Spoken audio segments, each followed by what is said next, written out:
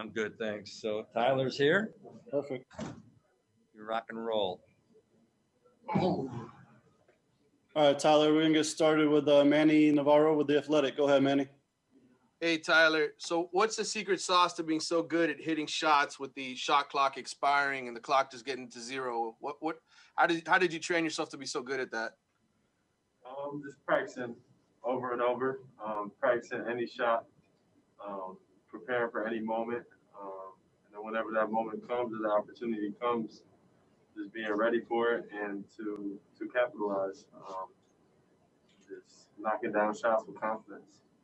You never had like a clock or anything, did you ever go through drills where to perfect that? Because obviously you could shoot anywhere, anytime. I'm talking about specifically with that pressure, knowing the shot clock expiring, etc.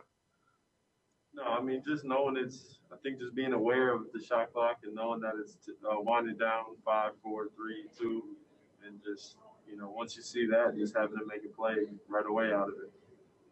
Never had really a time or anything like that, though. Okay. Next up, we have Barry Jackson with the Miami Herald. Go ahead, Barry. Hi, Tyler. You talked last week about being doubted at times in the early stages of your career. Does lasting to 13 in the draft, does that fuel you at all? Do you ever think about that? And if not that, what does sort of give you a chip on your shoulder, which you'll remind yourself of sometimes as motivation? Definitely. I think being drafted 13 definitely motivates me. But I love where I was drafted. I love the opportunity I was drafted to, the situation, but the 12 guys ahead of me definitely are in the back of my head all the time. And I know every last one that was drafted ahead of me. And, it definitely does fuel me. But I think just with our team, we have a bunch of guys like that who were doubted, who were looked over. And I think that's, the chip on our shoulders that we have. All right, next up is Julio Montenegro from Argentina. Go ahead. Hi, Tyler. What would be the keys to win the first game of the finals? Keys to the first game, just coming out with a lot of focus and energy, sticking to our game plan. Obviously, very talented. They have two of the best players in the world on that side, and we're going to have our hands full for sure. We respect them. We know how talented they are. But we're definitely feel like we have the right pieces to win game one. And that's all we're worried about right now is game one. So as long as we keep, the game one the main focus, we'll go game by game. But game one is our main focus right now. Thanks. Next up we have Vincius with Brazil. Go ahead. Hi, Tyler. Nice to see you. I always seen on social media Jimmy making fun of you, and in your 37.9, Dwayne Wade said that you definitely got a black friend. So I just want to know, how can you describe your relationship with them? Jimmy? Our relationship with Jimmy is what it is, what you guys see. He's like a big brother to me. He's there since I've been drafted.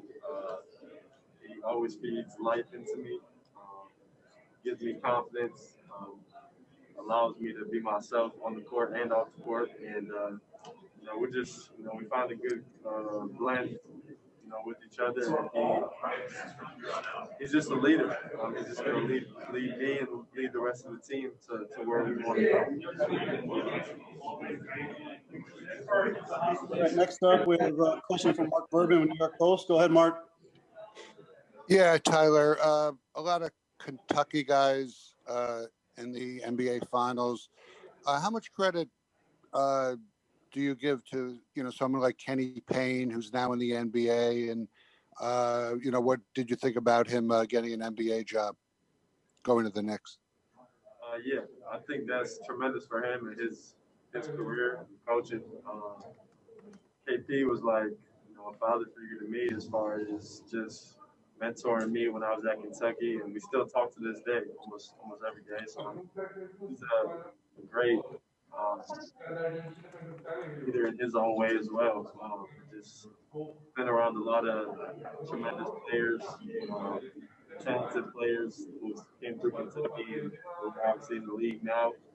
But he's what he is. I mean, he's gonna get on you hard. He's a tough coach. He's gonna coach you. Your best. He's gonna try to bring the best out of you. But I'm really happy for him and happy that he got that job. Thank you. All right, we'll finish it up with the last question from Rodrigo from Brazil. Go ahead. Hey, Tyler, you're being clutch for the Heat in just your first year. This almost no pressure that you feel, it's something that you carry since high school and college. And how are you feeling now for the NBA Finals? As far as the clutch shots, I think just having the ball in my hands where my teammates, coaches trust me with it. They know I'm to be confident with it, and I don't feel the pressure. I don't think there is much pressure. At the end of the day, we're just playing, competing at the game of basketball. That's my mindset, my mentality. As far as the final goes, I'm just excited to be here, blessed. Can't wait to get started tomorrow. It's going to be a fun series. It's going to be tough, but we're excited to get started tomorrow. All right, Jim, I'll throw it to you if you have anybody there in person. Thank you. Thank you. We do. Michael, go ahead, please. Yeah. I'm just curious. The guys that came in the league with like Michael Jordan and Kobe, they always say the first time they played against them was in their head. Does LeBron have that effect on young guys, and is it hard to get out of the mind? I obviously looked up to him before LeBron James. He's one of the best players to ever play. But at the same time, it's my third time playing him. So at this point, I'm not looking up to anybody. Obviously, he's what he is. He's a tremendous player. But at the end of the day, we're competing to win a championship, and I think that's the biggest thing. We're gonna when we step in between the lines, it's time to compete and time to win. So that's all we're worried about.